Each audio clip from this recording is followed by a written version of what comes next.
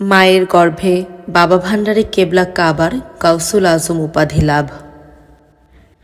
একদা হজরত গাউসুল আজম মাওলানা সৈয়দ আহমদুল্লাহ মাইজভান্ডারী তার অন্তর ঘরের হুজরায় কিছু আওলাদে পাকগণ এবং ভক্ত মুরিদান নিয়ে বসেছিলেন।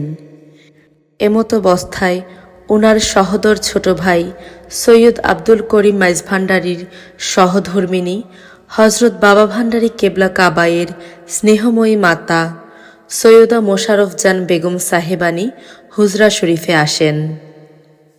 তখন হজরত সাহেব কেবলা ওনাকে দেখিয়ে উপস্থিত সকলকে বললেন, তোমরা সবাই ওনাকে সম্মান করো, উনি পিরানে পীর সাহেবের মাতা।